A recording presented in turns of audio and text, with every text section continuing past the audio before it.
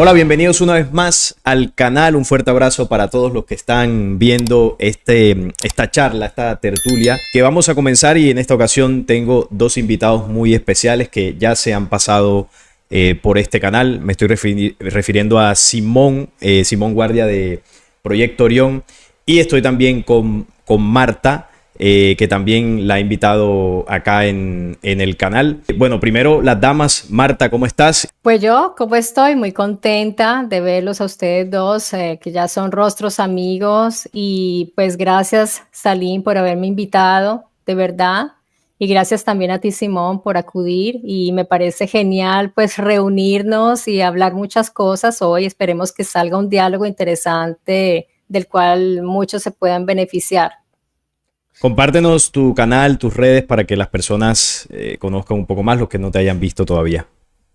Ok, sí, yo tengo, bueno, yo estoy gestionando mi Story Channel hace más o menos unos casi, sí, ya son 4 años. Y allí puedo presentar, he presentado algunos autores, tanto italianos como suramericanos. También presento traducciones, presento distintos libros, y me baso mucho, sobre todo, en lo que es la lectura de los libros antiguos y las civilizaciones antiguas, esa que llamamos la historia no contada o alternativa, entre comillas, de la cual los historiadores oficiales no hablan. Entonces trato de hacer esa difusión en mi canal. Ok, muchísimas gracias. Ahí lo tienen, Mystery Channel. Y también tenemos a Simón. Simón, ¿cómo vas? Muchas gracias por la invitación, y bueno, estoy aquí bastante contento en compartir nuevamente mesa ahora juntos, Salim y Marta, donde vamos a explorar distintos temas y ver cómo de los mismos temas de conversación, cómo cada canal tiene formas diferentes de explicar los mismos asuntos.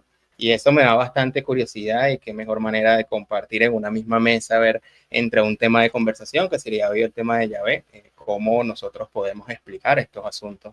Y bueno, con respecto a Proyecto Orión, vengo desde el 2020. Yo sí me he dedicado más, no solamente en el aspecto literal, sino también compartir información en el aspecto académico, y también en el aspecto más tirando a lo espiritual o lo interpretativo. Y esa vertiente tan abierta de repente pudo abarcar mucho público, pero también pudo abarcar también mucho conflicto, mucha polémica, y eso también es bueno, este espacio para ir aclarando punto por punto todo ese tipo de confusiones, y también mi perspectiva personal, más allá de la presentación de otros, con respecto a la presentación personal que hago en mi canal. Así que muchas gracias de antemano a todos por darme la invitación aquí y compartir esto.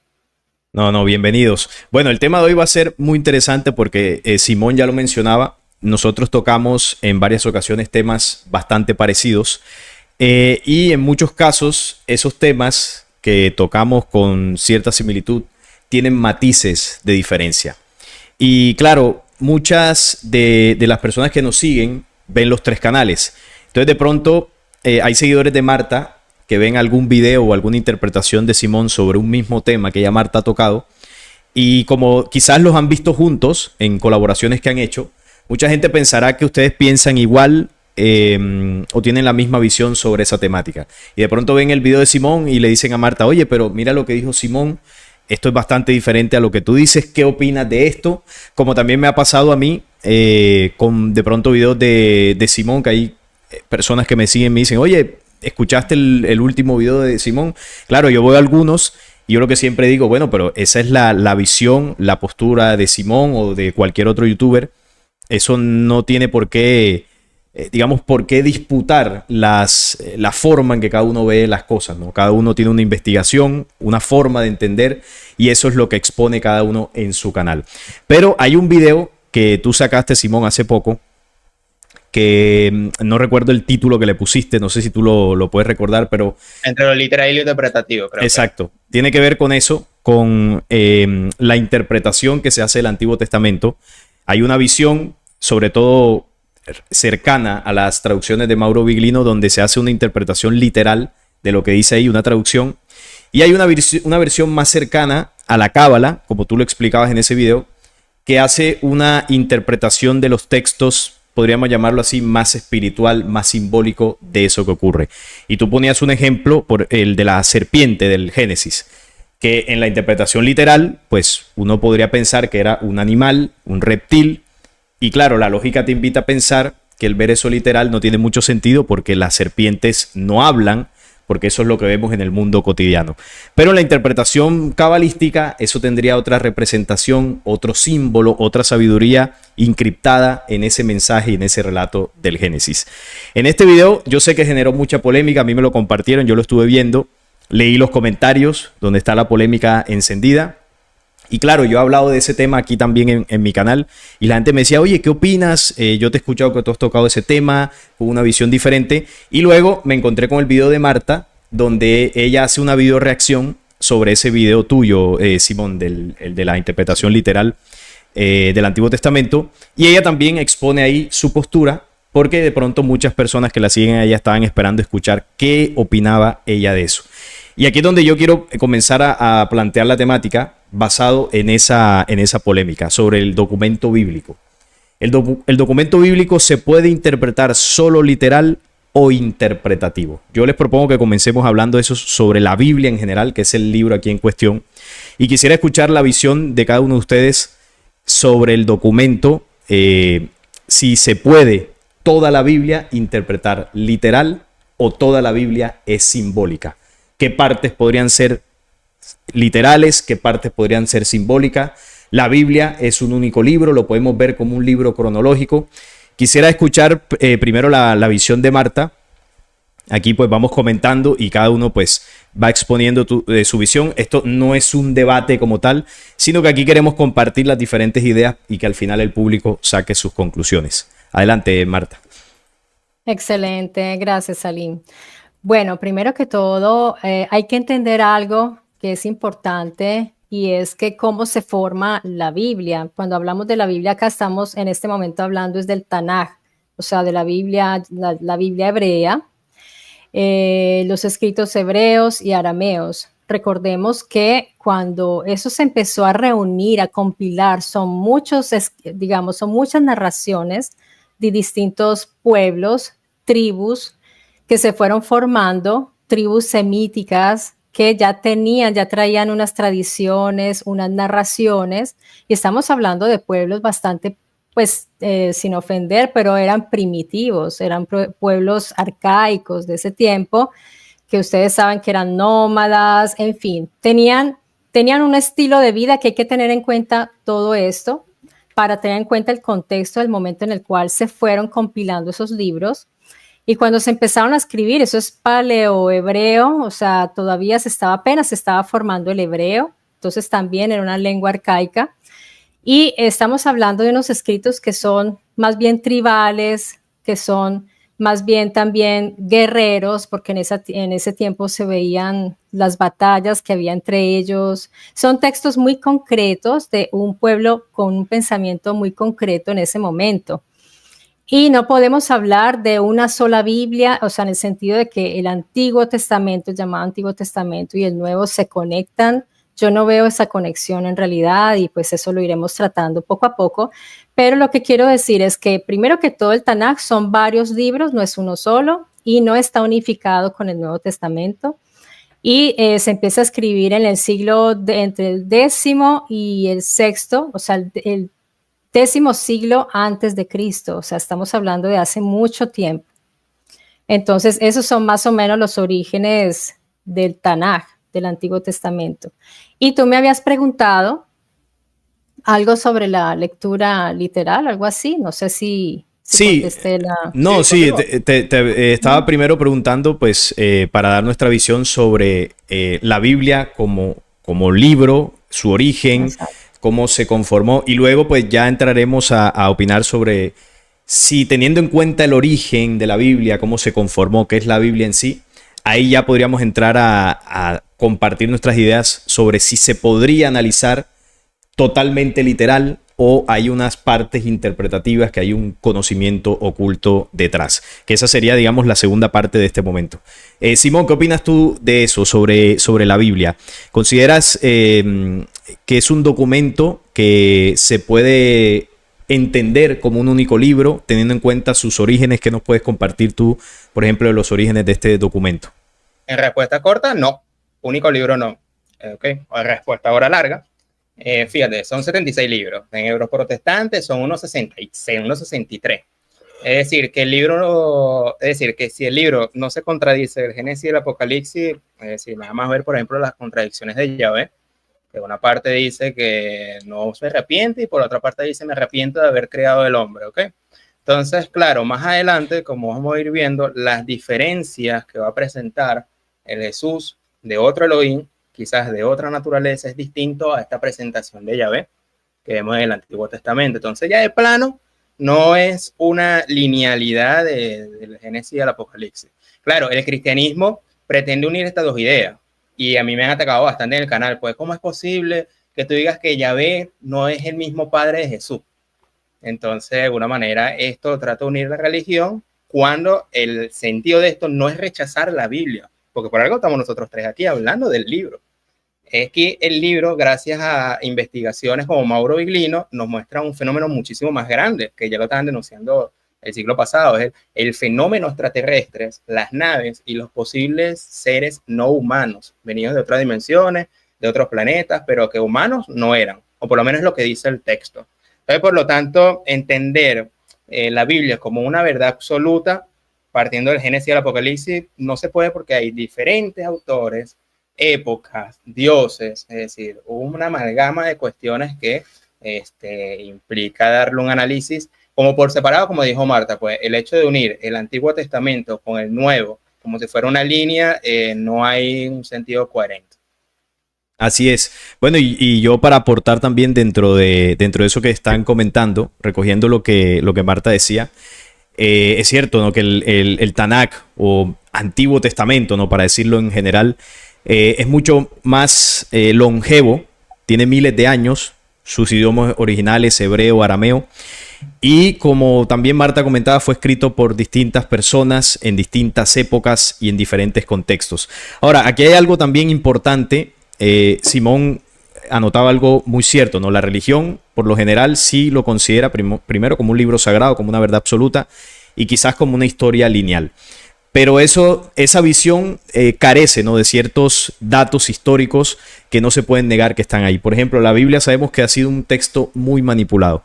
Una de las primeras manipulaciones más grandes que sufrió la Biblia primitiva o el Antiguo Testamento fue la que hizo Ptolomeo por allá en Egipto, cuando traduce con 70 traductores el Antiguo Testamento o los textos de hebreo y arameo, los traduce al griego en esa época, los traduce al griego.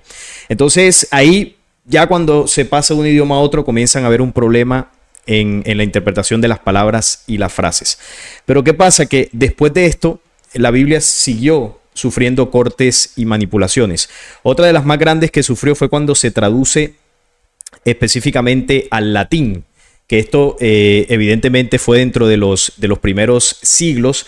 Ya estaba dentro de esto el Nuevo Testamento, y esto fue precisamente más o menos contemporáneo al Gran Concilio de Nicea. Recordemos que cuando nace la Iglesia Católica, el idioma que utilizaban era el latín para dar las misas y todo esto. Por lo tanto, su texto sagrado tenía que estar en latín. Y ahí es donde se traduce a este idioma, y esto principalmente lo hizo Alfonso el Sabio. Todos líderes políticos, religiosos de distintas épocas que tenían el poder para tocar un libro supuestamente sagrado. Y la última gran manipulación, porque él no la traduce, sino que le hace más cortes y manipulaciones, fue Jerónimo, que fue un papa que le hizo más manipulaciones a esto, siglo IV, siglo V más o menos. Pero hay algo importante aquí en el tema de la Biblia como un texto lineal, como religiosamente se interpreta. Cuando nace la Iglesia Católica en el 325, que incluso ahora el Papa León XIV, no sé si ya está en Turquía o el viaje apenas va a suceder, pero él va a ir a Turquía a la conmemoración de los 1700 años del Concilio de Nicea. El Concilio de Nicea fue el origen de la Iglesia Católica, no con Jesús y Pedro, como lo dicen ellos. Por algo el Papa va hasta allá a conmemorar. Entonces, el Concilio de Nicea generó un documento, que es el que hoy en día conocemos como la Biblia, porque ahí se une el Tanakh con el mensaje de Jesús. Se une la cultura hebrea, la tradición hebrea, las leyes de Yahvé y todo esto con el mensaje de Jesús que poseían los cristianos. Constantino hizo una jugada muy estratégica al sobornar a los obispos que en ese momento dirigían el cristianismo, y juntarlo con religiones paganas y la tradición hebrea. Ahí se creó la religión judeocristiana. ¿Por qué se llama así? Porque une el Antiguo Testamento con el Nuevo Testamento. Por lo tanto, en ese sentido, el Nuevo Testamento y el Antiguo son completamente diferentes, aunque se esté hablando de una espiritualidad, entre comillas, aunque se esté hablando de Dios, aunque se estén hablando supuestamente de cosas religiosas, no son contenidos de ninguna manera compatibles. Y la compatibilidad, casi no me sale el término, que podrían aparentar tener, porque hay citas donde Jesús menciona el Antiguo Testamento, hay cosas del Antiguo Testamento que supuestamente se refieren a Jesús. Ese tipo de conexiones, o la gran mayoría de ellas, se hicieron en distintos concilios y sínodos posteriores, donde se fue ajustando fino para cada vez más enlazar una historia con otra. Hay un concilio, no, ese no fue un concilio, un sínodo que, bueno, ahora en tiempos modernos es más famoso, pero durante muchos siglos pasó desapercibido, que fue el sínodo de Yamnia, donde los mismos judíos tomaron los textos hebreos y cortaron cualquier tipo de relación que ellos sospechaban que podría tener con Jesús. Porque claro, después de que Jesús muere, ellos persiguieron a los cristianos, tanto Roma como el judaísmo en ese momento, hasta de alguna forma arrancar de la tradición hebrea cualquier vestigio del legado de Jesús. Y por otro lado, en el concilio de Jerusalén, con los apóstoles se reunieron para separar del mensaje de Jesús todo vestigio de la tradición hebrea. Todo esto fue antes del concilio inicial. El concilio de Jerusalén fue en el año 50 y el sínodo de Yamnia más o menos hacia el año 100. ¿Y qué hizo Roma con Constantino? Volvió a unir las dos tradiciones que habían sido separadas. Y quedó como resultado la Biblia que hoy todos conocemos. Entonces, yo creo que ahí los tres estamos de acuerdo que la Biblia es un documento que no se puede leer linealmente ni cronológicamente. Tiene vastísimas diferencias más allá de las manipulaciones y todo esto. Ahora, teniendo este contexto que los tres aquí hemos aportado, yo paso a la pregunta, que es la más polémica por las dos visiones actuales que hay, ¿no? La literal, basada en las traducciones de muchos eruditos como Mauro Biglino, y la interpretativa, que principalmente fomenta el movimiento cabalístico. Entonces, aquí yo les pregunto, ¿se puede interpretar la Biblia literal, solamente literal? ¿Se puede interpretar solo decodificando, ¿no?, supuestos mensajes que habría detrás de esos eventos? ¿Y qué partes podrían ser literales y qué partes no? Obviamente en general, no vamos a ir capítulo por capítulo. Por ejemplo, el Antiguo Testamento puede ser literal interpretativo, el Nuevo Testamento puede ser literal interpretativo, o ambos, o en ambos se puede jugar con eso. ¿Qué opinas tú, Marta, de esta parte? Bueno, quería añadir a lo que tú acabas de decir algo también para que la gente tenga como esa visión de la magnitud de las manipulaciones tan fuertes que se han hecho, que comenzaron desde el mismo judaísmo, desde el siglo VI, cuando empiezan las manipulaciones por parte del Sanedrín, donde ocultan todos los antropomorfismos de Yahvé, que tú también, Simón, has hablado al respecto, me parece. Sí, eso es un puntico que iba a hacer. Sí. Exacto. Entonces, ha sido muy fuerte de parte de los mismos judíos, por parte después de las traducciones, y cada quien a su conveniencia, también los cristianos. Respecto a lo que tú dices, Salim, esto es una discusión que ha tenido muchos debates y todavía se sigue debatiendo. Digamos que son muy pocos los que creen o pensamos que se deba leer literalmente.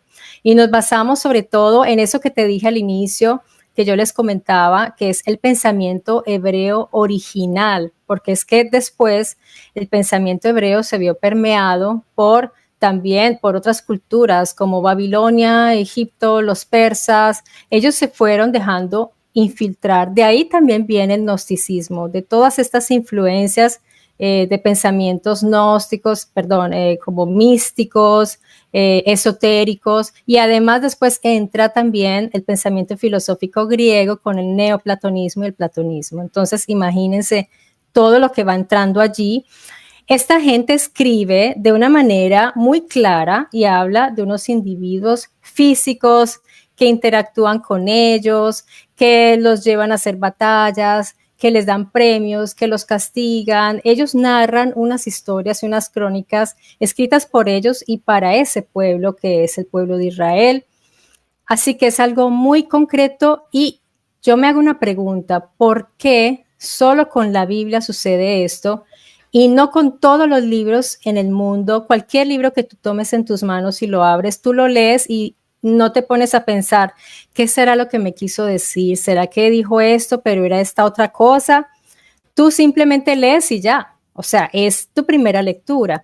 Imagínense ustedes si en esa época esta gente que eran prácticamente eran pastores de desiertos, semitas, iban a hacer una escritura para ser leída por estratos o con metáforas, con símbolos tan complejos que no se pudieran entender en una primera lectura. Yo me hago esa pregunta porque sin necesidad de hablar aquí de estudios filológicos que se han hecho, porque la lectura literal es la más difícil y es la que menos apoyo tiene, tanto de parte de la oficialidad como por parte de la iglesia, porque los oficiales dicen, pero ¿cómo me vas a decir tú a mí que ese carro de fuego era realmente, que era una máquina de fuego o que era un carro de fuego? Entonces, la lectura literal dice, no, lo que está hablando ahí Ezequiel no es precisamente un carro de fuego, está usando un recurso lingüístico del cual puede ayudarse para describir algo que él no comprende, pero lo está describiendo como lo ve. Esa es la lectura literal. La lectura literal lee todo el contexto histórico, entiende cuáles son los recursos lingüísticos del momento, pero abre la mente y dice, tal vez sí está describiendo lo que vio. No lo sabía explicar, pero sí lo vio. En cambio, los oficiales dicen, no, era simbólico porque esto se lo estaba imaginando y esto tiene que ser poético, porque cuando unos estudiosos identificaron unos supuestos géneros literarios en la Biblia, dijeron, esto es poesía, esto es onírico, esto es cantos, porque así ocultan el verdadero significado, o sea, el significado que está de lo que está escrito. Si tú dices esto es poesía, ya no lo vas a tomar como un hecho o como una crónica. Entonces, la lectura literal es muy difícil. Yo les digo, es muy difícil porque tenemos que estudiar el triple de un religioso que tiene fe y que está viendo algo simbólico. Tenemos que estudiar el triple de una persona que es un historiador y que cuando ve algo extraño lo acomoda en el mito.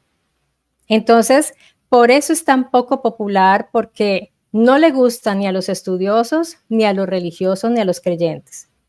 Solamente a las personas que dicen, bueno, démosle una posibilidad a que eso sí. ¿Y por qué le damos esa posibilidad? Porque se va a unir con muchas narraciones en el mundo y de otras culturas que efectivamente narran cosas muy similares, como en la India, en el Japón, la China, África, Mesoamérica. Entonces, eso te hace pensar.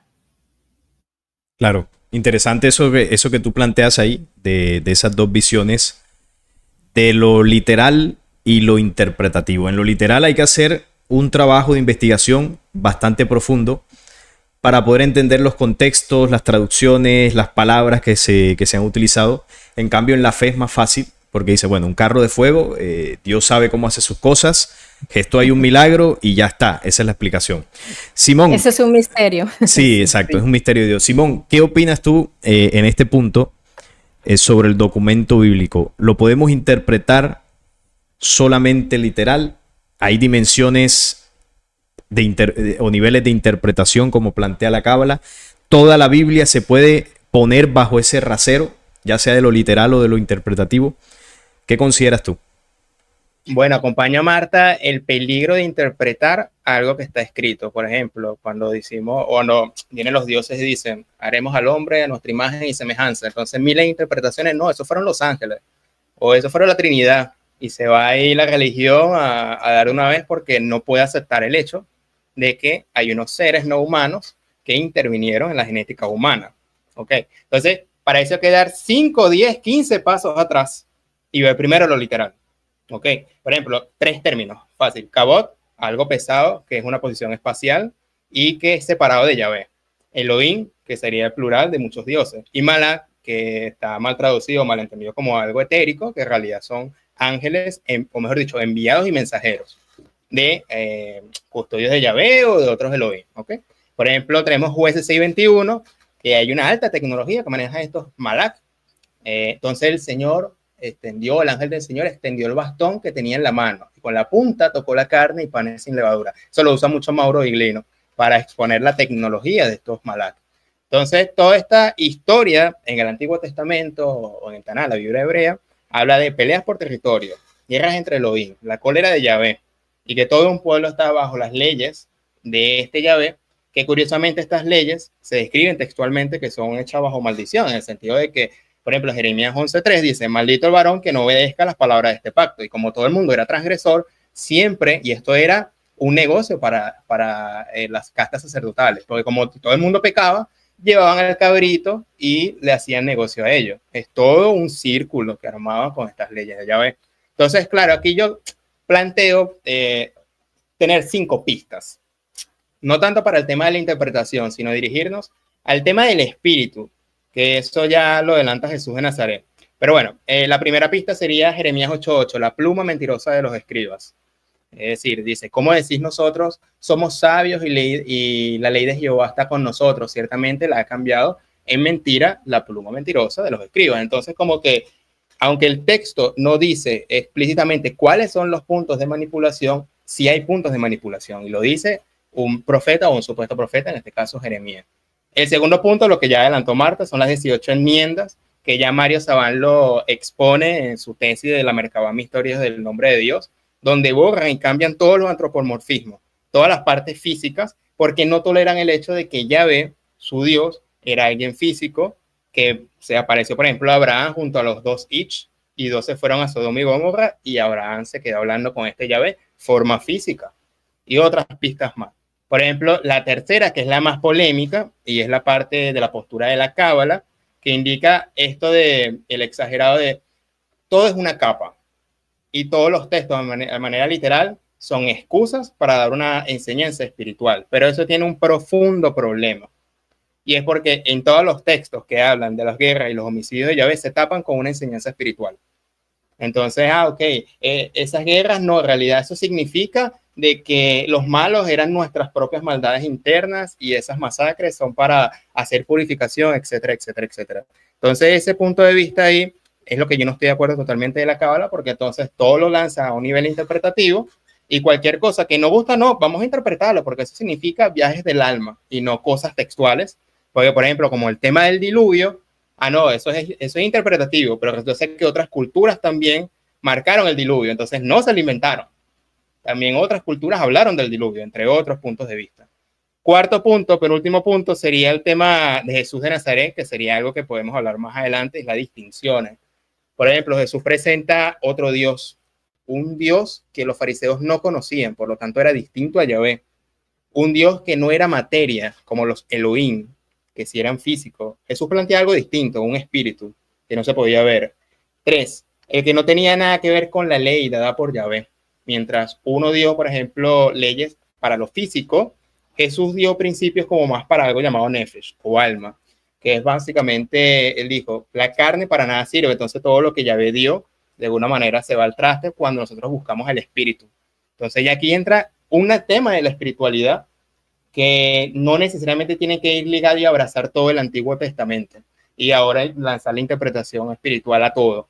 Hay que hacer la distinción entre lo que presenta Jesús como tesis y lo que presenta Yahvé en la tesis del Antiguo Testamento. Y como último, y es una pista interesante, que es lo que en este caso en lo personal yo lo veo como una transición, es el tema del olam.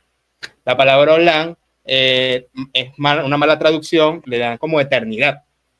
En realidad Mauro aporta que es tiempo remoto, indefinido, y se va más allá, lugar desconocido, y para eso agarra el Salmos 24:7, que dice, alzad, oh puertas, vuestras cabezas, alzados vuestras puertas eternas, es decir, puertas del Olam, por donde pasa el Kabod, y como Kabod es esa parte física pesada, que presumiblemente es una nave, de repente es una transición de esta materia física a un lugar desconocido que puede ser dimensional o algo así por el estilo, que en palabras del siglo I puede ser espiritualidad.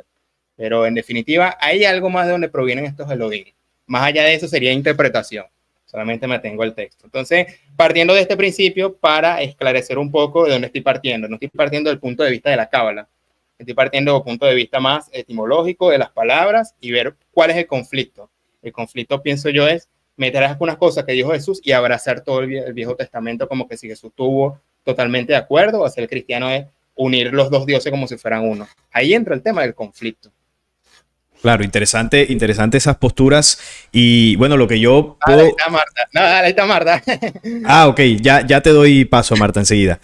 Sí, no, lo que quería apuntar aquí es que según lo que ustedes nos han comentado, y es algo que yo también lo entiendo más o menos de esa forma, bueno, la Biblia da para todo, ¿no? La Biblia es un documento que, de acuerdo a la necesidad de la religión cristiana o de la cábala o del judaísmo, se puede interpretar para los intereses de quien esté buscando pues sacar algo de ahí, ¿no? Los cristianos la interpretan de una forma, los judíos de otra, la cábala tiene otra interpretación y da para todo. Lo cierto es que la Biblia contiene eventos históricos que sí sucedieron, y Simón colocaba el ejemplo del diluvio. Eso sí, tú le puedes buscar una interpretación, le puedes buscar una enseñanza, perfecto, lo que tú quieras, pero es un evento que ocurrió, descrito en todas las culturas del mundo. Y ahorita vamos a analizar también lo de la serpiente, que es el punto polémico que tocaba Simón también. Marta, adelante, ¿querías comentar algo?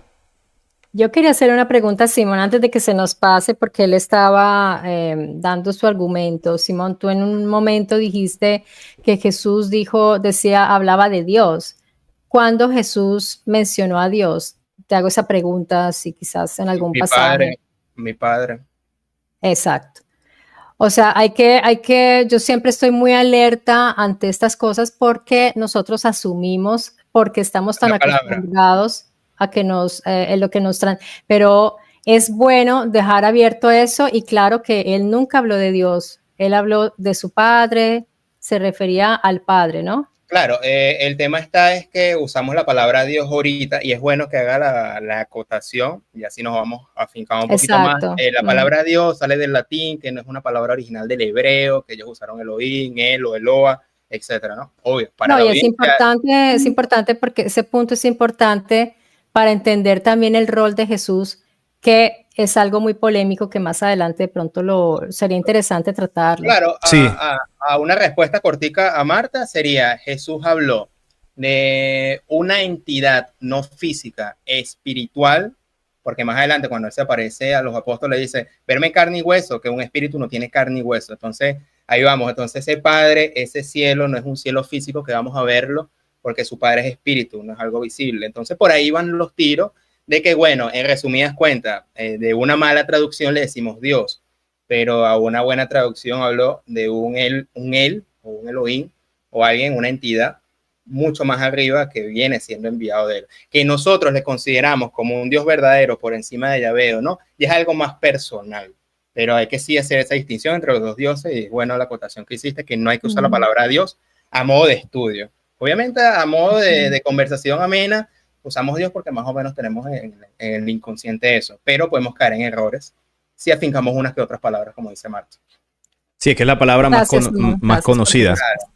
La palabra es la forma coloquial, pero no es correcta. Pero miren que yo en eso sí hago mucho énfasis. Sí, sí. Es bueno que las personas estén pilas con eso, porque para que se puedan hacer preguntas. ¿Quién era el padre de Jesús? Esa es una pregunta interesante, y no dar por sentado que era Dios. Exacto. Así es. No, y es que de hecho el término Dios, y bueno, esto yo lo toco algunas veces en el canal, es la forma en que nosotros le llamamos porque heredamos esa tradición, esa costumbre de la influencia de los seres del pasado, de los Elohim. Los dioses son los Elohim. Eso es lo que la humanidad le llamó dioses. Cuando Jesús vino hablando de un ser superior, no le llamó de la misma forma porque no tiene ese término y tampoco le puso nombre. Los Elohim se les colocaba nombre, o ellos mismos en muchos casos se presentaban con algún nombre, supuestamente.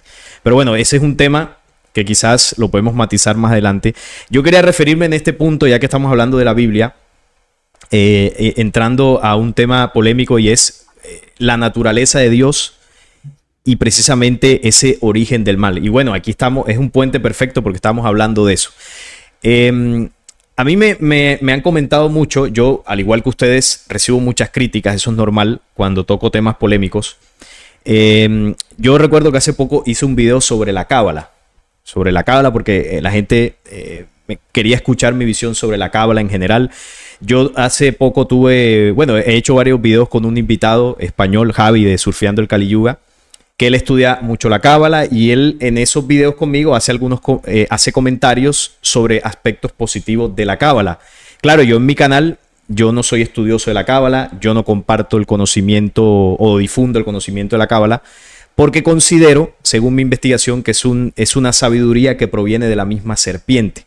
Entonces, a mí me comparten los videos de algunos creadores de contenido. Oye, mira, pero está denunciando por allá al falso Dios, pero defiende la cábala. Por ejemplo, Javi habla de la manipulación del Antiguo Testamento, del plan oscuro del judaísmo a nivel mundial y considera que algo se puede rescatar de la cábala. Y yo hice ese video para exponer mi visión, porque considero que la cábala es una sabiduría totalmente oscura, por más que se disfrace de luz. Y aquí yo quiero poner el dedo en la llaga, como se dice. Porque yo sé que Simón ha recibido críticas por eso, como yo también las he recibido. También a todo el mundo. A todo el mundo. Y yo sé que te han dicho, oye Simón, ¿cómo compartes ciertas visiones de la cábala como considerándolo como una sabiduría positiva? Incluso cuando vi el video de la serpiente, colocabas a un cabalista explicando eso que tú decías de que no, hay capas de interpretación. Entonces en la capa literal, que es el Antiguo Testamento, ahí puede estar la pezuña de Satanás porque se puede hacer una mala interpretación, pero la cábala es la que te da otras capas de espiritualidad o interpretaciones espirituales para entenderlo. Y claro, la gente dice, oye, pero si Simón ha denunciado a Yahvé, la oscuridad que hay en ese personaje, basado en Mauro Viglino y en muchas otras cosas, ¿cómo toma una sabiduría del mismo pueblo, del mismo ser, para de alguna forma decir, oye, aquí puede haber algo positivo? ¿Cómo ven ustedes esa postura que es polémica? Y bueno, y aprovechando que tengo a Simón aquí y a Marta, porque hay, además de Simón, yo he visto otros canales que plantean esa situación. ¿Cómo interpretan ustedes esto? ¿Ven ahí una dualidad en las interpretaciones o en la forma de ver este punto? ¿O qué consideran ustedes de esa parte? Simón, primero te pregunto a ti, porque sé que hay muchas personas que están esperando que tú expliques esa aparente dualidad, ¿no? Como que, bueno, por un lado estoy acá denunciando a Yahvé, pero por el otro no, mira, la cábala pues tiene luz, puede ser positiva. Bueno, yo digo, donde está la trampa está la solución, donde está la cizaña y está el trigo. ¿En qué sentido? ¿En qué sentido? Por ejemplo, Jesús de Nazaret no se aisló a explicar una filosofía original fuera de su contexto, sino que él usó algo que puede ser de un mal árbol y de un mal fruto y extrajo de ahí lo que sería el corazón de la ley, que sería el amor, románticamente. Y que esa sería la superación de la ley de cualquier cosa que Yahvé, a pesar de tomar también los contextos de Juan 8:40 en adelante, que denuncia Yahvé y todo lo demás.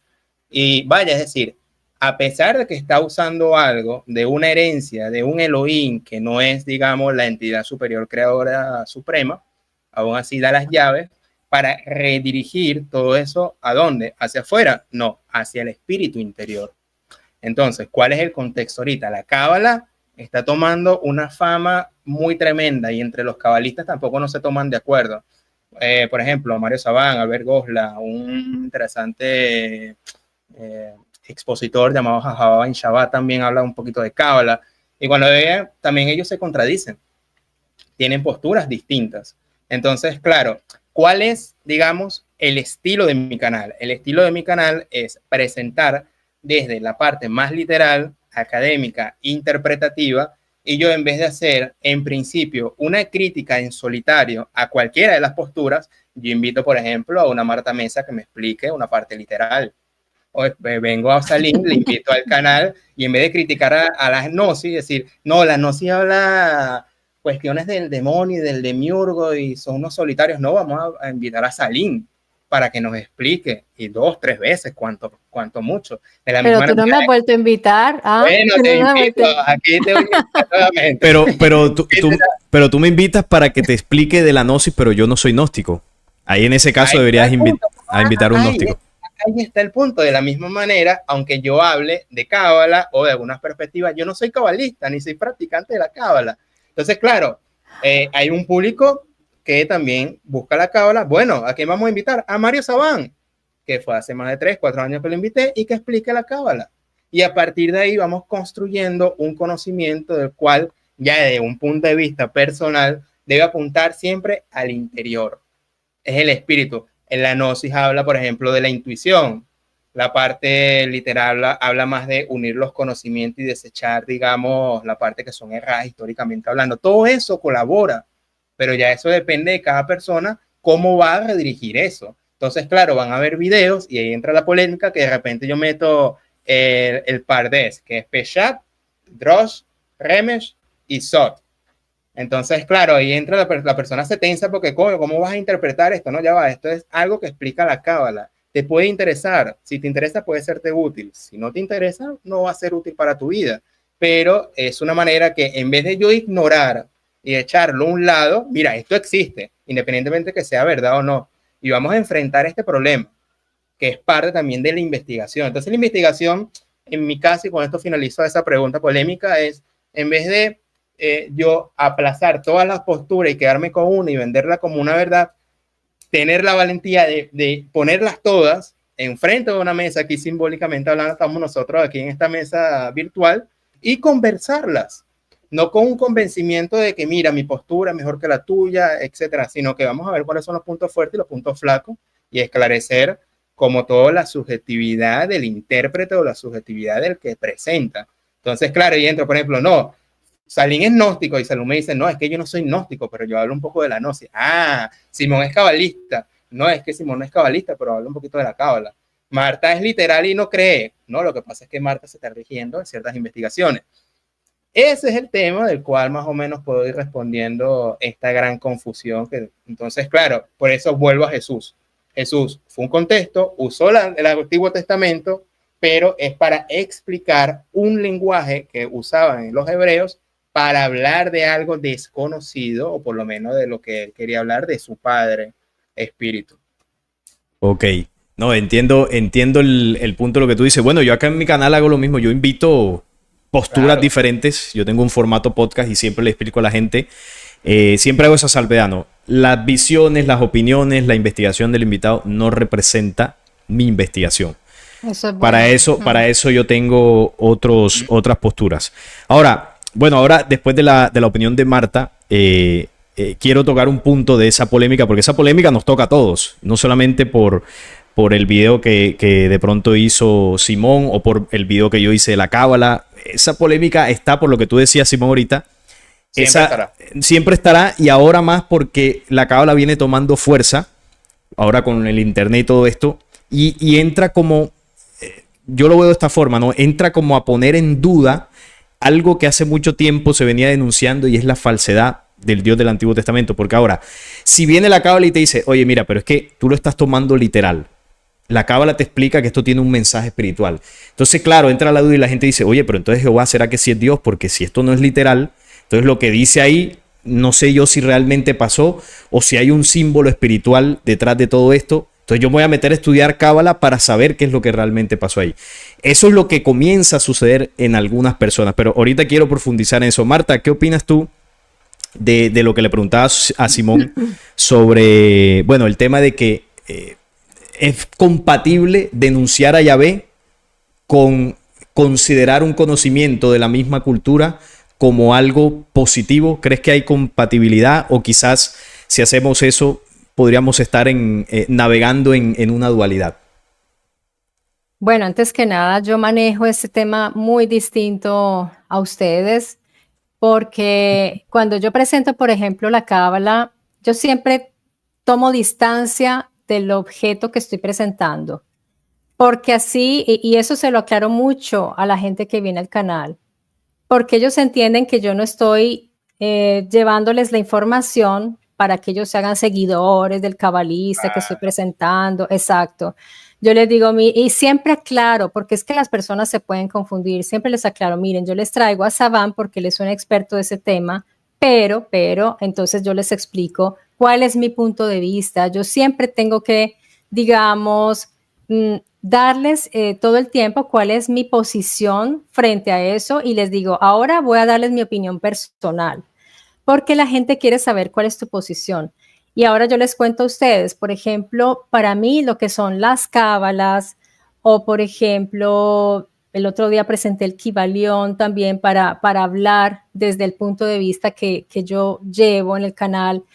Son textos interesantes porque ahí hay un germen que muy posiblemente encierra una ciencia. Yo siempre busco eso, siempre estoy buscando dónde está la ciencia, la posible, digamos, ese conocimiento que se transmitió al inicio, desafortunadamente cayó en manos de los sacerdotes, que fue, qué casualidad, fue la primera casta de élite que existió, fueron los sacerdotes, porque es que a ellos fue que se les depositó un conocimiento que traían esos individuos que venían de afuera, se lo depositaron a ellos y trataban directamente con ellos, y cuando ellos se fueron, los sacerdotes quedan con eso y muchas veces lo han criptado y lo han envuelto en todas esas capas o teológicas o místicas para que eso se pueda transmitir de una manera como un conocimiento exclusivo de una cierta rama de personas, digamos, limitando el número de personas que lo pueden tener. Pero yo no voy en busca del misterio ni de digamos, de la magia o del oscuro, de la mística. No me interesa. Me interesa ver si ahí hay algo de ciencia, porque ahí está la huella de los llamados dioses, de esos individuos que venían y traían conocimientos reales y concretos. Que me gusta mucho el ejemplo del oro, por ejemplo, porque el oro no servía para nada en la antigüedad. Desde el Paleolítico el oro lo buscaban, ya había minas para extraer oro en ese tiempo. ¿Por qué? Porque un hombre de la edad de piedra se va a interesar en el oro? Simplemente porque alguien le dijo que lo extrajera, porque ese alguien sabía para qué servía. ¿Para qué servía? Para la tecnología, porque el oro sirve solo para la tecnología, sea para la salud, sea para el campo de la medicina, pero solo sirve para la tecnología, para nuestros aparatos. Hoy ya lo sabemos, eso en ese tiempo nadie lo sabía, y así el oro ha tenido un valor durante mucho tiempo. Entonces, solo para decirles que en esos libros de alquimia, en esos libros del Kybalión, en los libros de las cábalas, ahí hay algo, pero no me gustan las manos en que caen estos libros y que se transforman en un supuesto conocimiento místico, esotérico, desafortunadamente. Por eso no profundizo en la cábala, no profundizo en todos esos libros, los analizo, los miro. Me parece muy interesante algunos datos que nos da Saban, porque es una persona que ha estudiado muchísimo eso, pero después pasaremos a otro tema. O sea, no nos vamos a quedar ahí con la cábala y eso es solo una porción de todos los estudios que debemos realizar. Entonces yo no lo veo como algo espiritual o que me enseñe, yo lo veo es como materia de estudio, simplemente materia de investigación.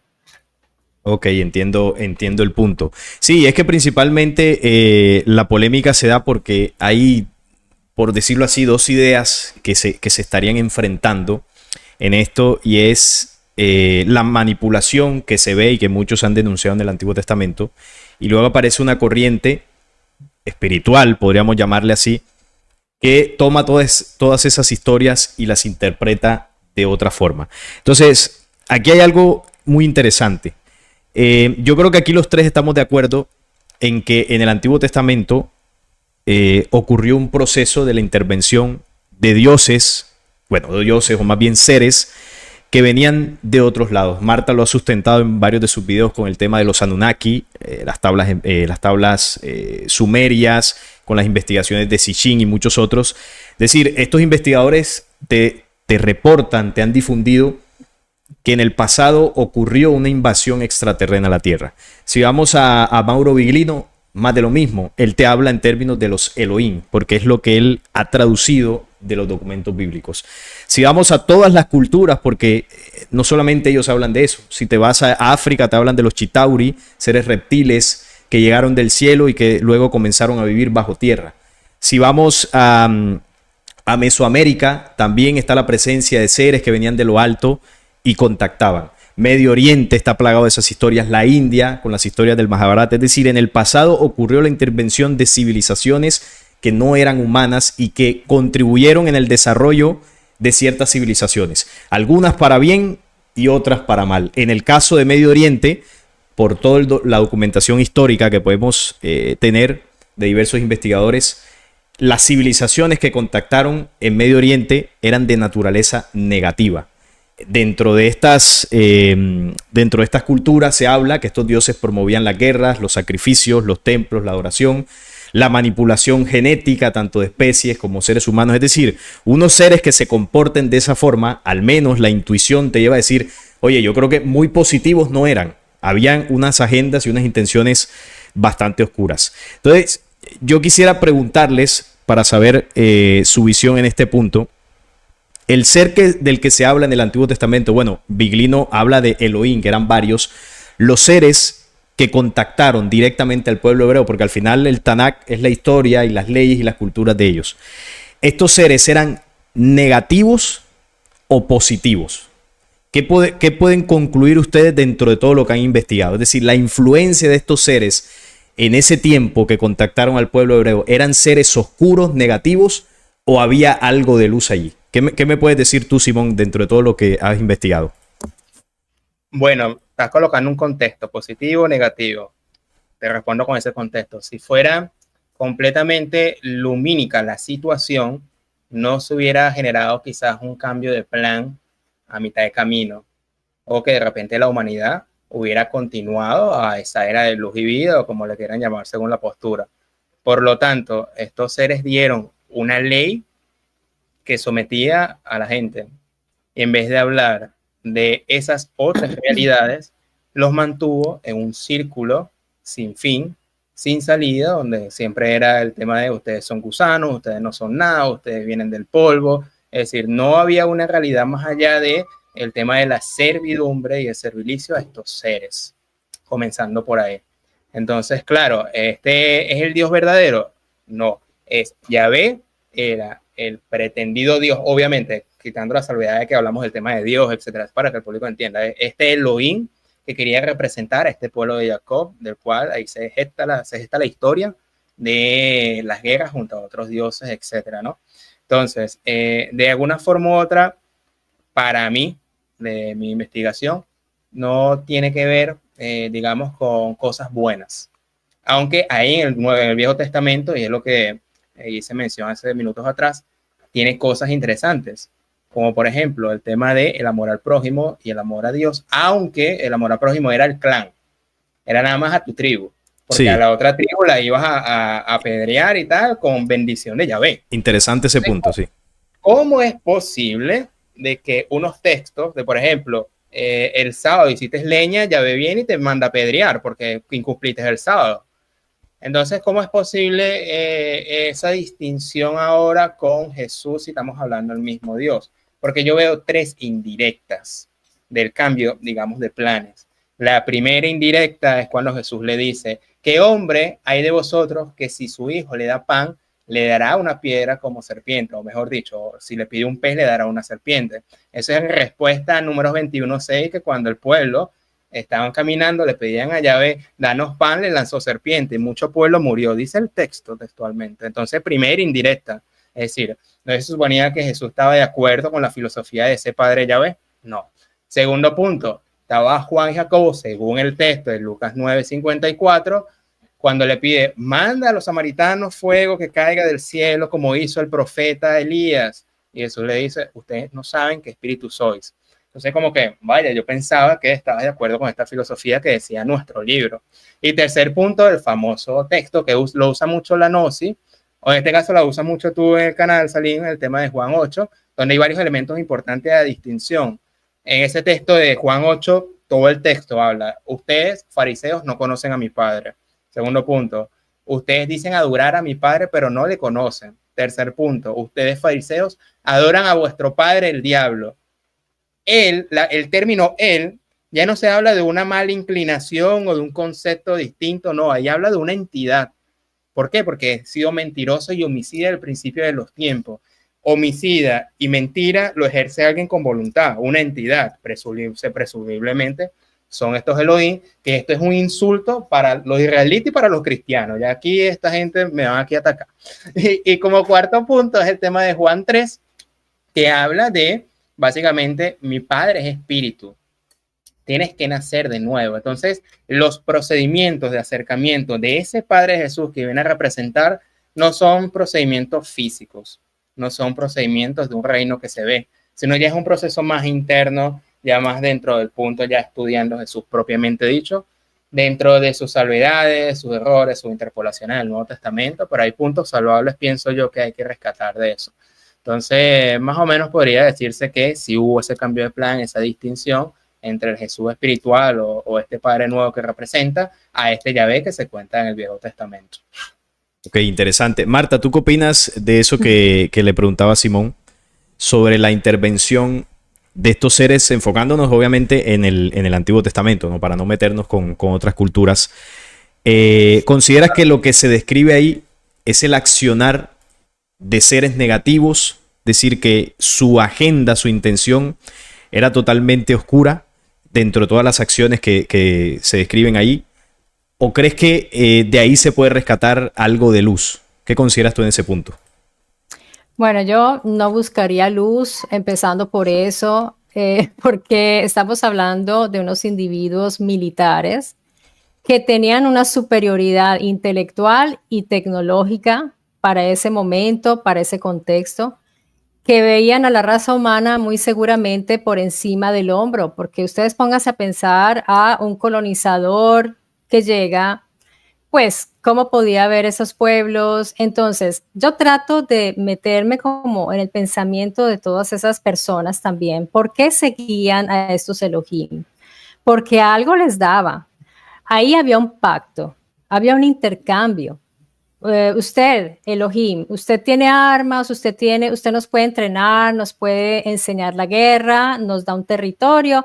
Nosotros le rendimos un servicio, nosotros hacemos lo que a usted le gusta, le traemos lo que a usted le gusta, le ofrecemos ciertas cosas. Es un intercambio. Yo no me gusta ver las cosas como negativo y positivo, porque de eso se habla mucho y es como una configuración, como si te configuraran ya la historia. O sea, yo lo siento como una historia que me la están como configurando. Estos eran buenos y estos eran malos.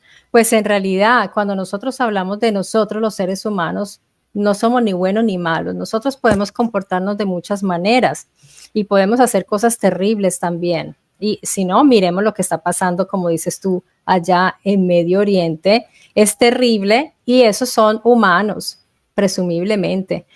Así que yo pienso que no somos tan distintos y en el caso de los humanos tampoco hay buenos ni malos. Hay gente con intereses. Tú quieres un territorio, tú quieres que te sirvan. Y si tú ves a esta gente que era bien ignorante, que no sabían nada, este Elohim de todas maneras les enseña, porque él es de unas leyes que les enseña al menos a depositar las heces en lugares donde no contaminaran. Les enseña a tener el botadero afuera de la ciudad, que era el famoso Gehenna, que suelen llamar el infierno. Les enseña higiene, les enseña una cantidad de normas que ese pueblo se fue civilizando. De hecho, eran distintos los israelitas a otras poblaciones que eran como más salvajes, como más inciviles. Estos israelitas se comportaban de una cierta manera. Entonces, yo no lo configuro así. Yo no creo que allí haya oscuridad o luz. Yo pienso que ahí simplemente había individuos de carne y hueso con sentimientos, con celos, con envidias, con también pasiones y quizás también amor, porque es que yo no creo que estos seres sean simplemente oscuros, negativos o malos. Yo pienso que no es así. Yo tengo esa idea, puede ser que me equivoque, pero es como lo que me he ido formando yo después de leer esta historia. Claro, interesante. Sí, y por eso hago la pregunta para que las personas escuchen las distintas visiones. Yo, por supuesto, y bueno, y los que han visto mi canal, yo soy un poco más categórico en ciertos puntos por la visión que tengo.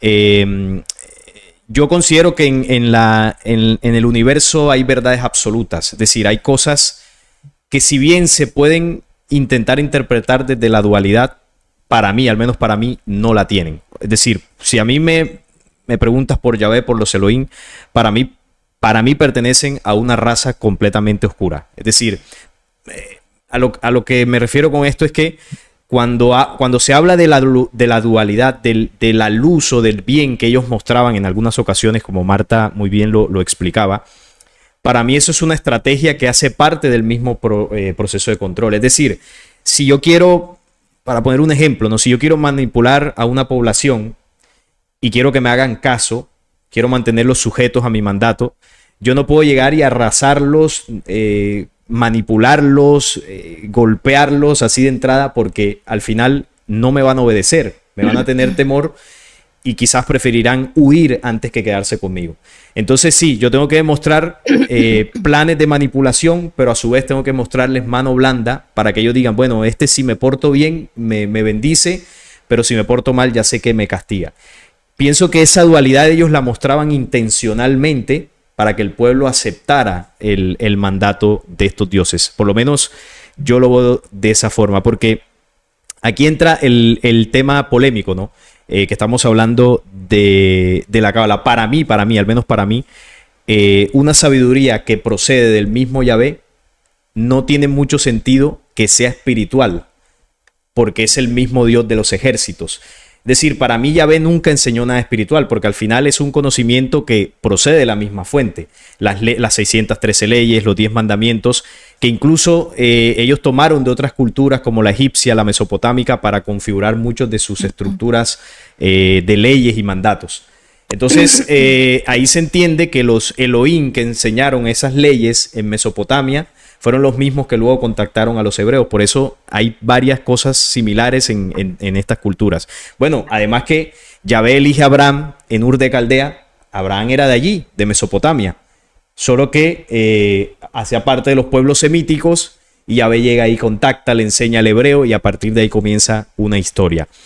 Entonces, en este tema de verdades absolutas o verdades relativas, a mí me parece muy interesante porque, claro, es un tema que se puede debatir, que se puede analizar.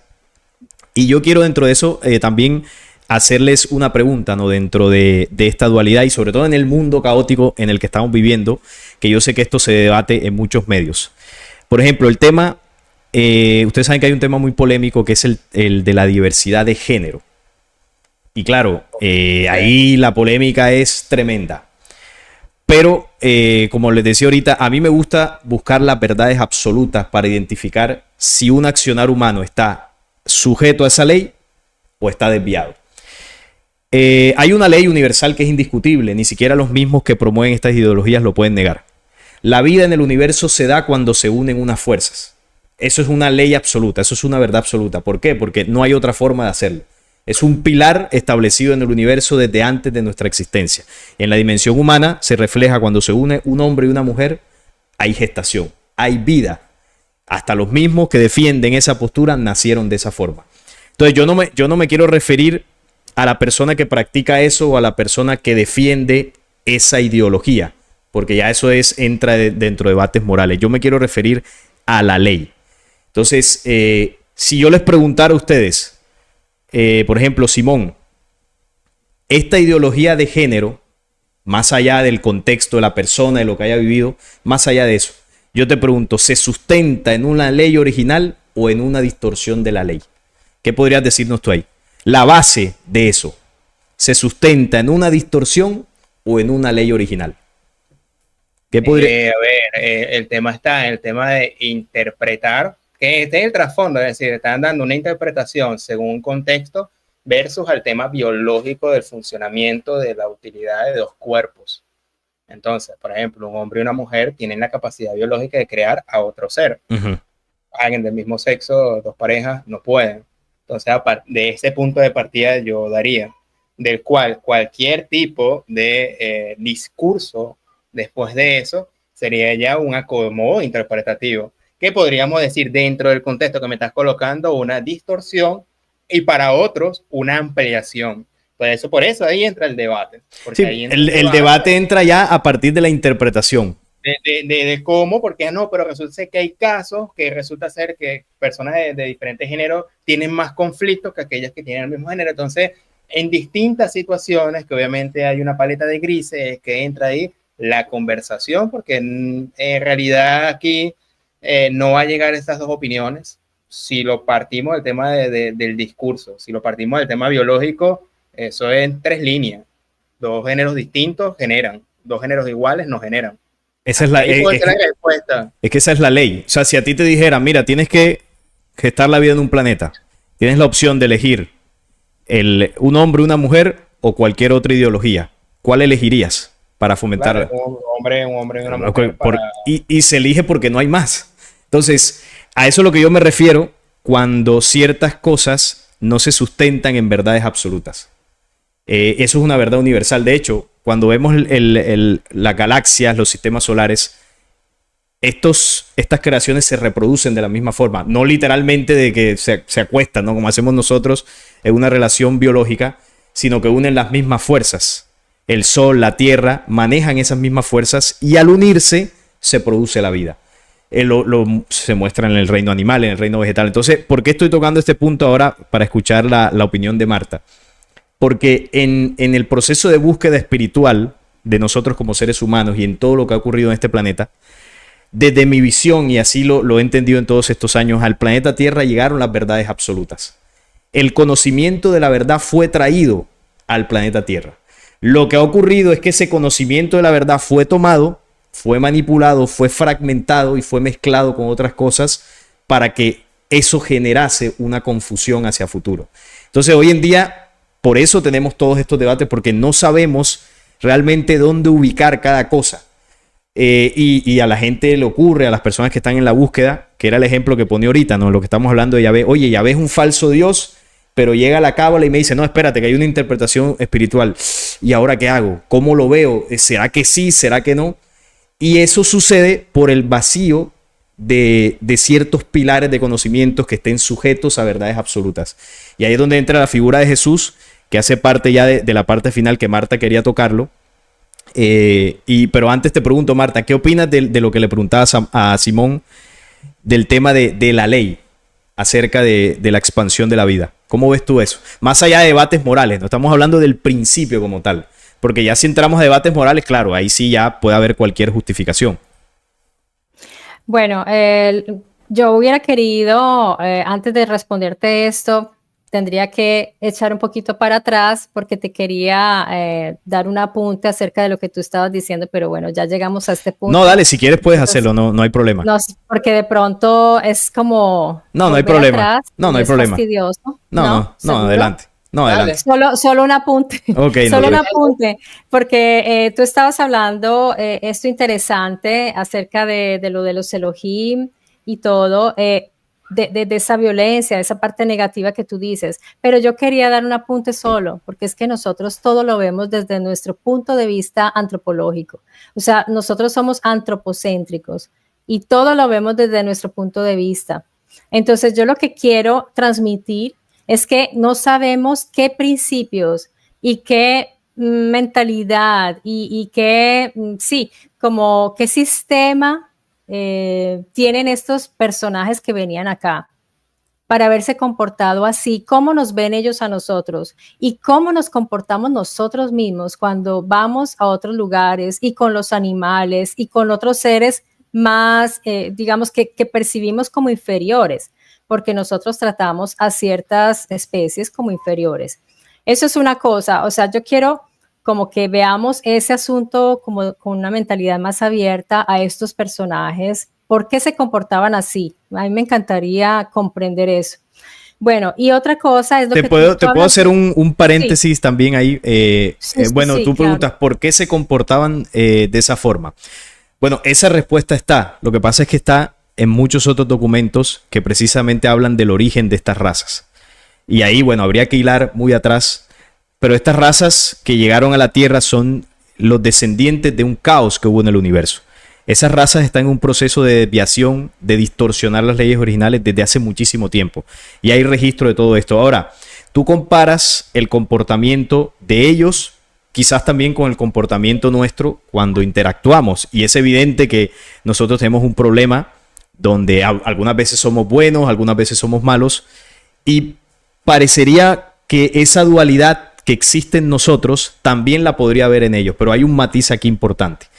Nosotros tenemos esa porción de la maldad porque primero fuimos manipulados por esos mismos que llegaron acá y segundo, ellos nos enseñaron a hacer eso y de esto hay registro en muchos documentos. Por ejemplo, si hablamos de la guerra, ellos nos enseñaron a nosotros, los seres humanos, a enfrentarnos. Entonces, basado en eso, se entiende que la naturaleza humana, la naturaleza primordial del ser humano no es la violencia, no es el enfrentamiento. Eso es el resultado de la influencia de los Elohim. Entonces, claro, si hoy en día existen los conflictos, existe el tema de que la mujer se aplique de grados para acabar con una vida y que ya sea deseada o no deseada, eso es otra polémica, pero esa práctica la enseñaron ellos. El tema de lo que decía Simón, sí, amar al prójimo, pero amar al de mi tribu, elegir pueblo. ¿Quién enseñó eso? En este caso lo enseñó Yahvé. A los elegidos, la tribu, los demás no me importan y ya sabemos lo que piensan ellos de los que no pertenecen a esa tribu según sus mismos textos. Nos ven como animales, una raza inferior. Entonces, todo ese comportamiento negativo no hace parte de la naturaleza humana, hace parte del proceso manipulador. Ahora, esto que yo estoy expresando no es una idea mía, hay registros de esto. Entonces, ahí el punto es tener todos esos registros, compararlo con el accionar de los Elohim, con el accionar humano y se entiende. Ahorita tú hacías referencia a lo de Gaza. Si tú lees el Antiguo Testamento o si leemos el Antiguo Testamento, lo que ellos están haciendo allá es lo mismo que hacían hace miles de años, cuando se enfrentaban al Eteo, al Ebeo, al Jebuseo, exactamente lo mismo. ¿Quién les enseñó a hacer eso? Su Dios. Era el que los mandaba, vas a ir ahí, vas a sacar de su tierra al Ebeo, al Jebuseo, al Eteo, al Arameo, al uno, al otro, y los vas a destruir, no vas a dejar con vida a ninguno ni a los niños de pecho. Entonces es un comportamiento derivado de mandatos de estos seres que manipularon a la humanidad. Ahora el punto está, cuando el ser humano se da cuenta que esto es así y lo sigue haciendo, ahí sí hay una maldad con una intención, bueno, de seguir destruyéndose. Pero el origen, la maldad de eso no es natural en el ser humano. Eso fue aprendido, fue heredado y fue casi que impuesto, por así decirlo. Ese era el paréntesis que quería acotar ahí y no sé si de pronto quieres acotar algo más o pasar a la parte de la pregunta que le hacía. No, yo dejo así que, bueno, esa es tu idea, digamos, es la idea que tú das. Aquí podríamos estar horas a discutir. Entonces que eso es lo interesante, sí. Este es un gran ejemplo de partiendo de distintas formas. Claro, y sería otro video, porque son discusiones interesantes. Sí. Tú hablas de una ley, ¿no? Como una verdad absoluta en cuanto a lo que es la reproducción, me parece entender, de los opuestos. Y esto es algo que yo medito mucho porque precisamente hoy en día estamos viendo estas ideologías actualmente que están prácticamente destruyendo la familia, están haciendo mucho daño y yo misma hice en mi canal una crítica de eso. Pero respecto a hablar de una ley universal o una ley, yo no la conozco, no sé si existe, yo me lo pregunto si está o no y hay que ir a mirar porque si hablamos de la biología, la misma biología a veces nos da sorpresas porque ahí también está el hermafroditismo o hay animalitos que se autorreproducen. O sea, en la biología hay mucha variedad, pero si vamos a hablar ya dentro del aspecto o digamos, sí, el aspecto humano ya antropológico, yo sí pienso que es muy necesario que esté la pareja, el masculino y femenino dentro de nuestra psicología, es muy importante. Y yo no estoy de acuerdo con las adopciones, por ejemplo, de parejas, como bien lo decía un youtuber el otro día, no son parejas, son pares. Cuando es hombre, hombre, mujer, mujer, porque el niño cuando crece necesita una referencia masculina y femenina, porque la psicología del hombre y la de la mujer son muy distintas. Entonces, psicológicamente nosotros sí necesitamos de tener esos referentes en nuestro hogar, en nuestra casa. Creo que era eso más o menos de lo que tú estabas hablando. Sí, sí, y me encantan las respuestas que han tenido porque ahí se muestra que podemos identificar dónde está la verdad detrás de toda esa polémica de la ideología de género. O sea, nosotros podemos identificar que hay un principio que es bueno que se respete, que es bueno que se mantenga. No por el debate moral, sino incluso por la misma expansión de la vida humana. Como tú lo decías ahora, Marta, es necesario que ese principio de la familia se conserve, porque es lo que nos tiene hoy aquí en día. Y para encarar la parte final, quisiera poner otro tema sobre la mesa, que es el tema de Jesús, que ahorita Marta nos decía, bueno, sería bueno hablar más adelante. Y quisiera escuchar su visión sobre Jesús. ¿Quién fue Jesús para ustedes? ¿Qué representó? Hay muchas teorías, ¿no? Ya eso lo sabemos. Se ha ligado con la figura de Yahvé. Bueno, Simón ha hecho varios videos exponiendo que no tienen mucha relación el uno con el otro, pero quisiera escuchar su visión sobre Jesús. Si quieres, Simón, comienzas tú. Ok, bien, el contexto de la Biblia, si quitamos la persona de Jesús, quedaríamos simplemente con el tema de los Elohim y nuestro origen físico, genético, de un desarrollo evolutivo. Y por ahí estarían las primeras lecturas del cual estamos conversando. El tema está que Jesús de Nazaret nos presenta otro Dios, otra naturaleza, del cual nos dice incluso que ese, aunque de repente hay distintas posturas, por ejemplo, la gnóstica habla que nosotros procedemos de la luz, venimos y volvemos a ir. También se puede hablar de que de ahí sería como que nuestro destino también, que sería un destino no físico. Entonces, para mí, y esto ya sería interpretación, nivel interpretación. No literal, porque literal está incompleto para mí, ¿no? Porque hay distintas contradicciones incluso en el mismo texto. Entonces, Jesús de Nazaret sería un enviado de este espíritu, que sería el creador o el máximo, y de alguna manera revela en los intentos de descripciones espirituales, pero mal canalizado a este Dios Yahvé, y les revela lo que serían los pasos a conectar con este espíritu que no sería algo exterior, sino que sería algo interior. Y ahí no serían los mismos procedimientos de ese reino material que de alguna manera Yahvé nos presentó. Por eso, al abarcar a Jesús y buscarlo con la misma lupa como estamos abarcando a Yahvé o los hechos físicos, para mí sería algo un poquito descabellado, porque Jesús está hablando de otra naturaleza y de otros procedimientos. Por ejemplo, cuando le decía, ¿cuándo viene el reino? ¿Dónde lo podemos ver? Entonces Jesús decía, es que no está aquí ni está allá, ni no puede ser señalado. El reino está entre ustedes, dentro de ustedes, y no lo pueden ver. Está extendido sobre toda la tierra, como dice el Evangelio de Tomás, y no lo pueden ver. Entonces, como que, vaya, esto tiene que ver con otras realidades, otros procesos. La religión te enseña a religar, reunirte, reconectarte.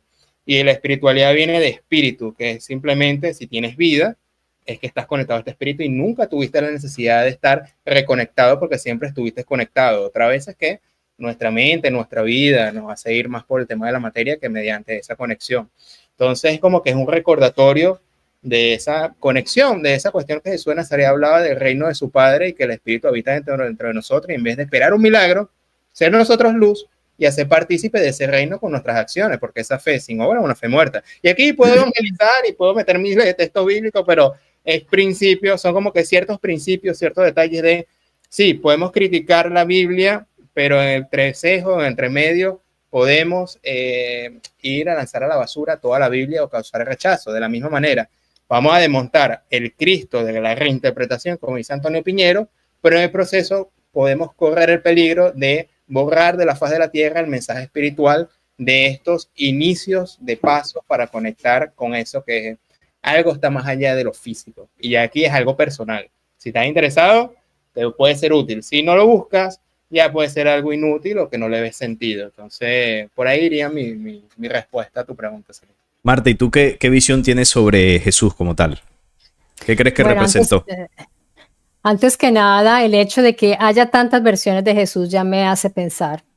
¿Por qué hay tantas versiones? Porque no estamos hablando simplemente de creyentes, hay estudiosos, filólogos, y cada uno ha dado su perfil de un Jesús totalmente distinto y opuesto. O sea que ahí ya hay que hacerse algunas preguntas.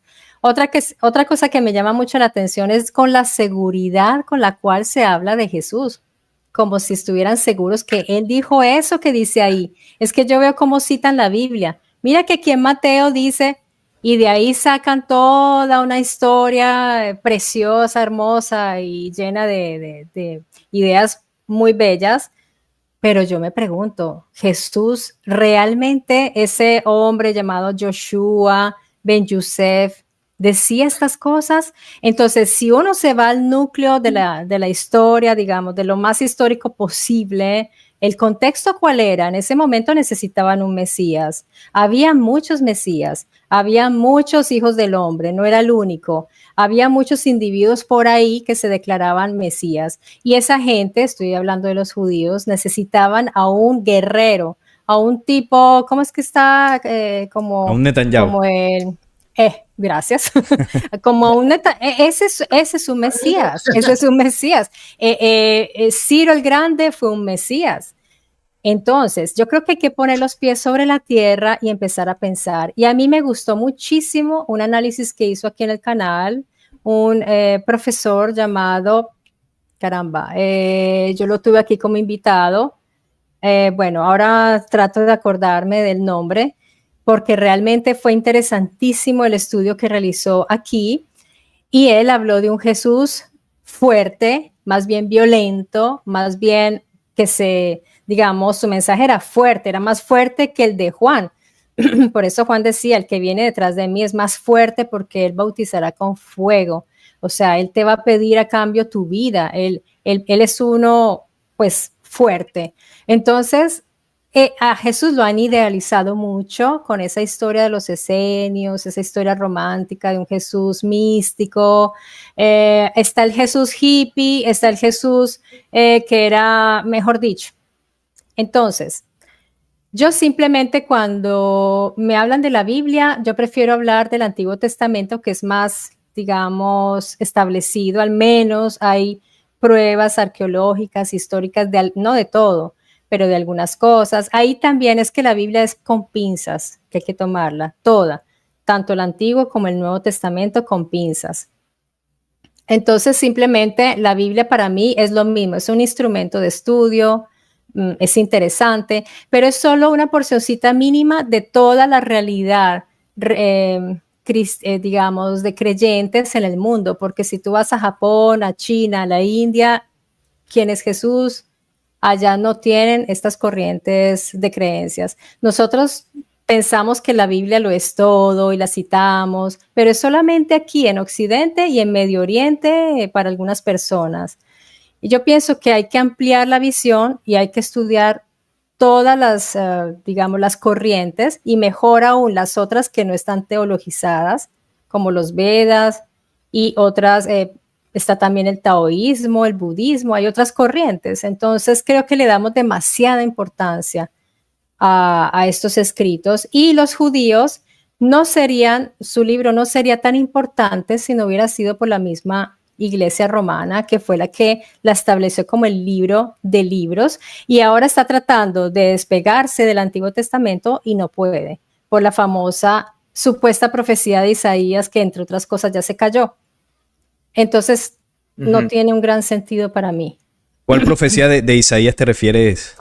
Mira, en Isaías 7:14, donde supuestamente la Virgen concebirá, eso ya dijeron oficialmente que no es ninguna profecía, porque se le está hablando a un rey, se le está diciendo, bravo, muy bien, se está diciendo que su mujer está embarazada, no tiene nada que ver con Jesús, y así muchas cosas. Por ejemplo, los mismos evangelistas citan libros del Antiguo Testamento dándoles significado nuevo y anteponiendo, digamos, sobreponiendo a Jesús en otros personajes y haciendo supuestas profecías. Eso es manipulación.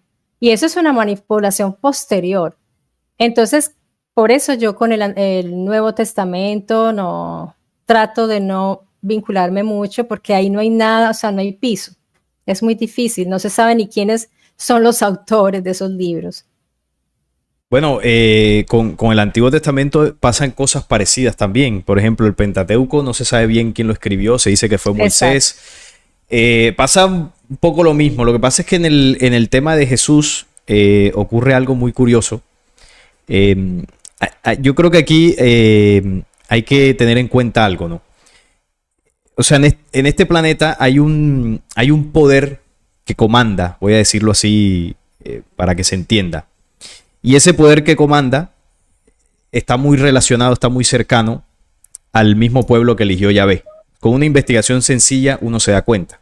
Los dueños de los bancos, los dueños de los medios de comunicación, quienes han fomentado la guerra, las familias más poderosas. Si tú haces una investigación que se puede comprobar en una hora en internet y en documentos, tantos eruditos, estudiosos que han hablado de esto, todos los caminos te llevan a Roma. En este caso, todos los caminos te llevan al pueblo elegido de Yahvé. Ellos son los que comandan el poder mundial. Ellos son incluso los que le imprimen el dólar a los Estados Unidos en la Reserva Federal. Entonces, claro, hay un pueblo dominante que tiene una promesa de un Dios que les dijo que les iba a dar una tierra, que incluso esas promesas las sacan ellos a relucir cuando usted escucha hablando a Netanyahu. Lo dicen abiertamente y ellos tienen un claro plan de dominio mundial. Entonces, ¿qué pasa? Que esta gente tiene un propósito muy claro de dominar las naciones, de traer a su Mesías y reconstruir su tercer templo. No es algo que en este caso me haya inventado yo, es algo que dicen ellos abiertamente. Entonces, curiosamente, a esos que comandan, hace 2000 años, como dice la historia, se presentó un personaje que los denunció como nunca antes nadie lo había hecho, según lo que relata el documento bíblico. Y no solamente la Biblia, yo siempre digo que si usted quiere ver el Jesús verdadero, tiene que irse a los apócrifos, porque en la Biblia hay información, pero no es tan amplia. Los apócrifos es donde está la verdadera imagen de Jesús, no el que se inventó Roma con el tema de la religión y todo esto.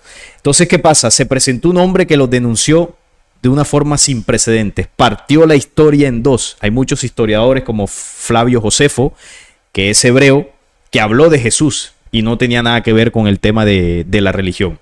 Y hay muchos otros historiadores que comprueban la existencia de un hombre que estuvo por Galilea hace aproximadamente 2000 años. Entonces yo aquí pregunto, si hay un pueblo que domina el mundo, bueno, un pueblo no, una raza, porque no es todo el pueblo, hay mucha gente del pueblo que ni siquiera tiene nada que ver con esto. Si hay una raza que está comprobado que controla los máximos poderes mundiales, si hay una raza que tiene la promesa de un falso Dios, porque aquí los tres yo creo que podemos llegar a esa conclusión, que el ser del Antiguo Testamento es un falso Dios, yo preguntaría, ¿a quién le conviene más que la figura del hombre que los denunció, los puso contra las cuerdas y los puso en evidencia de la intención que tenía ese nido de la serpiente? ¿A quién le conviene más que se tergiverse la imagen del único hombre que hace eso? ¿Nos conviene a nosotros o les conviene a ellos? Entonces, yo personalmente, ahí tengo una conclusión, ¿no? Ellos se han encargado sistemáticamente a lo largo de la historia de destruir la imagen de Jesús de Nazaret. Sistemáticamente lo han hecho. Se han inventado cosas, han manipulado los textos, se han inventado que no existió, se han inventado que tuvo esposa, se han inventado, bueno, una cantidad de cosas. Muchas de esas cosas, yo por lo menos en mi canal he hecho videos desmintiéndolas. Pero ha habido un plan sistemático para destruir la imagen de Jesús. Porque Jesús, más allá de ser Jesús, Jesús es el Cristo. Entonces mucho se ha hablado del anticristo, ¿no? Que representa la figura del Mesías judío que están esperando. Y el Cristo es una cosa muy profunda, muy amplia, de la cual en el Nuevo Testamento no se habla mucho. Se habla mucho en los apócrifos, pero en el Nuevo Testamento poco. Entonces Jesús representó una ley que trajo una verdad a la humanidad. De hecho, si se lee el mensaje de Jesús, no solamente en la Biblia, sino en los apócrifos, se pueden sustraer muchas leyes de esas inmutables, de esas verdades absolutas que ya otros hombres habían hablado en distintos tiempos. Pero no hablaban porque hayan conocido a Jesús, porque evidentemente no existía en esas épocas anteriores, sino porque ellos estaban hablando de la sabiduría del Cristo, que es una ley universal. Entonces, cuando ahorita hablamos de las relaciones de pareja, de hombre y mujer, que se deben unir para que se geste la vida como un principio de ley, ese principio es el Cristo, es el mecanismo de ley por el cual se expande la vida. Entonces, bueno, esto lo explican muchos textos como el libro secreto de Juan, pero lo que quiero decir con esto es que Jesús representó la ley del Padre encarnada. Por eso él decía, quien me ve a mí, ve al Padre. Como no solamente lo dice en el... Marta preguntaba, ¿cómo sabemos que Jesús dijo esas cosas? Bueno, si nos confiamos solo en la Biblia, estoy de acuerdo con Marta. Complicado poder aseverar eso. Pero si ya se lee toda la historia que hay registrada de Jesús en todos los documentos, libros apócrifos, historiadores, ahí se puede entender que sí dijo muchas de esas cosas. Pero obviamente hay que tener todo ese contexto. Entonces, para concluir aquí, yo considero que en torno a la figura de Jesús hay un plan para destruirlo sistemáticamente. ¿Por qué? Porque a los que dominan el mundo no les conviene que el hombre que trajo la denuncia hacia ese plan, al hombre que trajo la imagen del Dios verdadero para denunciar al falso Dios, no les conviene que ese mensaje cale en la humanidad. Incluso se puede leer en el Nuevo Testamento cómo ellos hicieron todo lo posible para destruir a Jesús hasta que lo lograron. Entonces, bueno, ahí es un poco complejo porque, claro, cuando hay una fuerza que busca controlar y hay una fuerza que busca oponerse, si tú estás bajo el dominio de la fuerza que controla, te va a mostrar a esa fuerza opositora como el malo, como el que, bueno, no existió, se lo inventaron. Y pienso que es una narrativa que en lugar de beneficiar a la humanidad, nos ha perjudicado. Porque yo pregunto algo, ¿qué es mejor? ¿Qué es más positivo? ¿La violencia que enseñó Yahvé con el ojo por ojo, diente por diente? ¿O el perdón que enseñó Jesús? ¿Qué nos beneficia más? Y claro, alguno podrá decir, bueno, pero eso depende. Y ahí es donde entra el debate moral. Pero si hablamos de la ley, nunca la guerra puede ser más positivo que el perdón, el amor y la paz. Y eso es una realidad. Vivir en guerra nos destruye y eso está demostrado. Y el mensaje de Jesús fue totalmente contrario al de Yahvé, y eso, entre muchas otras cosas, demuestra pues que eran mensajes diferentes. Entonces, desde mi punto de vista, Jesús representó encarnado la ley universal traída a la tierra para enseñársela a la humanidad. Pero no solo por lo que diga la Biblia, porque la Biblia está muy manipulada. Estoy hablando en general del mensaje que procede del Cristo. Entonces, no sé, quisiera escuchar unas conclusiones finales ya para ir cerrando. Yo sé que el tema de Jesús es muy polémico y aquí podríamos estar horas, pero si ustedes quieren en otro momento podemos tocar otros temas viéndolo desde los distintos puntos de vista que tenemos, y yo sé que al final quien más se va a enriquecer es la audiencia, que al final pues ellos son los que van a sacar sus conclusiones. Simón, algunas últimas palabras y conclusiones para cerrar. Bueno, yo creo que el problema como tal, aunque la conversación fue entre lo literal, lo interpretativo y todo eso, yo pienso que la interpretación es humana, es algo humana y no se va a quitar. ¿Ok? Incluso Marta dijo que el tema de lo literal no se basa expresamente literal, sino que hay elementos también interpretativos ahí. ¿Cuál es el problema de la interpretación? 2 puntos. Primero, creer que tu interpretación es la única por encima de las demás. Y el otro nivel a eso es que creas una secta, una religión, un grupo o algo, un movimiento que pretendes aplastar o convencer a otro en efecto evangelizador. ¿Ok? Podemos leer nosotros 3 un texto, sacar distintas opiniones y está. Si nos enriquece la vida, mejor. Pero eso, crear, no, tu interpretación no está bien porque te falta lo que tengo yo. Y ahí entramos un tema ya de ego, un tema ya de religión, pretensiones ya de movimientos que estamos cansados ya de eso. Por eso estamos aquí reunidos nosotros 3.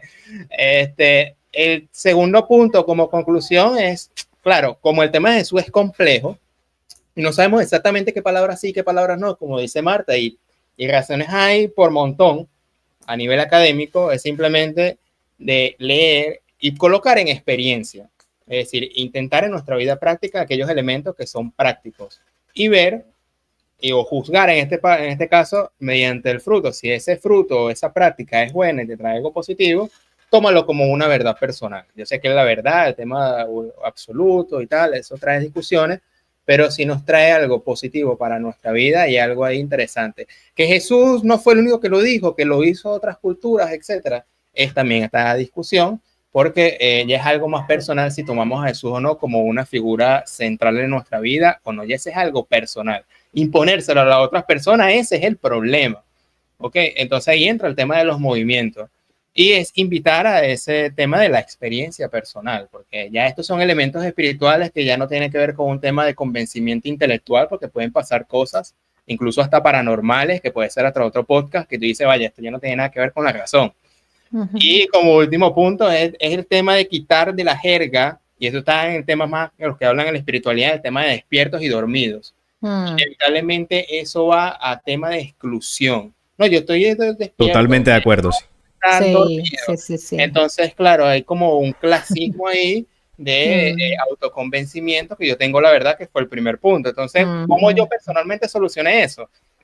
Hay personas interesadas y personas no interesadas. Personas que están interesadas y pueden buscarle utilidad a una cierta información, y personas que no están interesadas y por el cual no le va a dar enfoque a esa energía. Por ejemplo, yo tengo amistades que yo no hablo con esto de manera profunda como lo hemos hecho aquí en una hora, pero no por eso yo me voy a creer un despierto del cual los voy a convencer a ellos, los voy a excluir, o no, mira, no me hables a menos que hablemos de estos temas, de los Elohim o de la espiritualidad.